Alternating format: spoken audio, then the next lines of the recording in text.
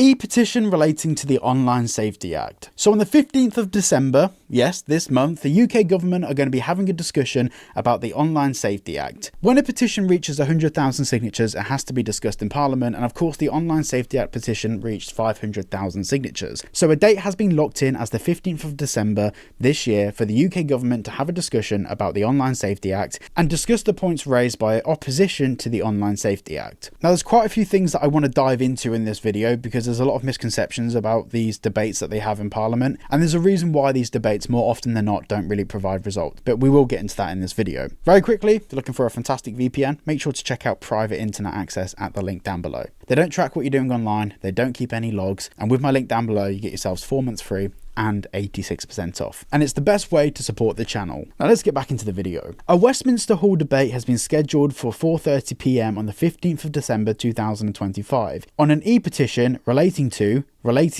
yeah, they really did rush this. This is the official government website, by the way, the Online Safety Act. The debate will be opened by Lewis Atkinson MP. The e-petition Repeal the Online Safety Act is being debated in Westminster Hall on the 15th of December 2025.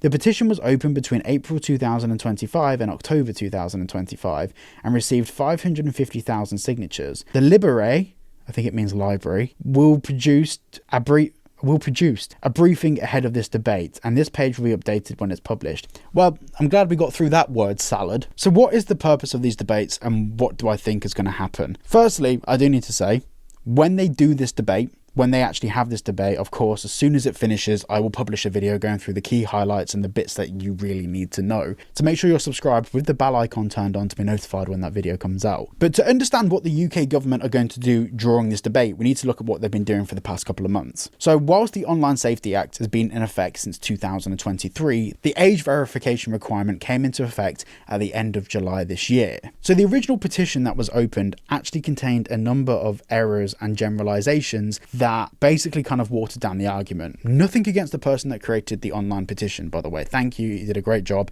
I know loads of people tried to create the online petition, but effectively they have to get approved. So if there's two petitions for the same thing, the government can choose to approve one rather than the other. So a lot of you guys have been asking why I haven't created my own petition. I did try, it got declined. The Online Safety Act came into effect in 2023, and that was a generalised Online Safety Act that actually does contain some provisions that are for the benefit of the British people. There's things in there like, for example, sharing illicit photos of your ex-partner publicly on the internet. That's illegal, and it should be illegal. But the petition itself wants to appeal the whole Online Safety Act, not the 2025 revision made to the Online Safety Act.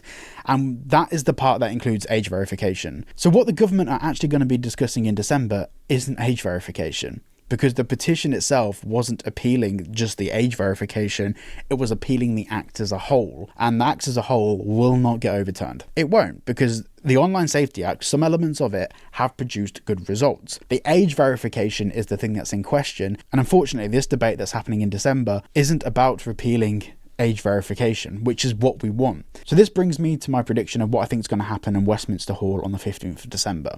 I think they're going to open up the conversation by discussing what the Online Safety Act is, what its intentions are, and then they're going to go through the petition and the points raised in the petition. But when they talk about what the Online Safety Act is, they're going to talk about the fundamental provisions that have come into effect that actually do improve society. For the things that we just discussed, for example, they're not really going to focus on age verification, because age verification isn't actually what the petition's for. And the way that the government and the MPs that are discussing this are going to see this is all of the good things the whole Online Safety Act has done versus age verification, which is just down here, and they're going to decide to keep it into effect.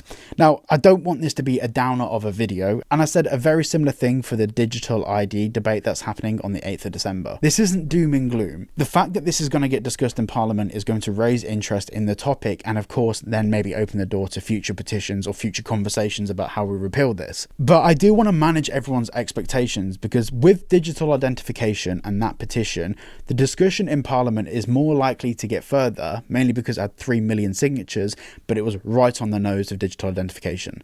It was discussing the fact that we don't like digital identification, and there hasn't been a Digital Identification Act that we're trying to repeal here. We are against this system being used in the UK. With the Online Safety Act, that's very wide-ranging, and I don't think we should get rid of the whole Online Safety Act. We should get rid of age verification and a few of the other things that they've introduced over the past few months. Now, like I said before, I have tried to create my own petition, which goes into the specific parts of the Online Safety Act that we want overturned, but on the 3 times I've tried to create it, they've all been declined. I even had a friend of mine try and do it on my behalf, so it wasn't associated with me. Now, the government don't have a problem with me. There's no one watching me. It's more a case of the fact that a petition already exists for this very thing and a debate date has been locked in. But there's a vast difference between the Online Safety Act and the Online Safety Act age verification requirement.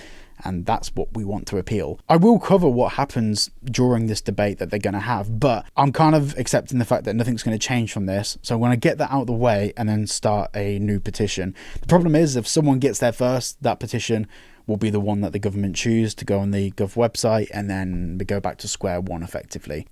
It's impossible to be the first one in, but also the government on the back end of the system, they can choose which petitions get published publicly, and they can choose to take those petitions down. So this is why the petition system in the UK is massively flawed. Anyway, I should keep you all up to date with what happens with this. Make sure to check out Private Internet Access VPN at the link down below to get 4 months free and 86% off.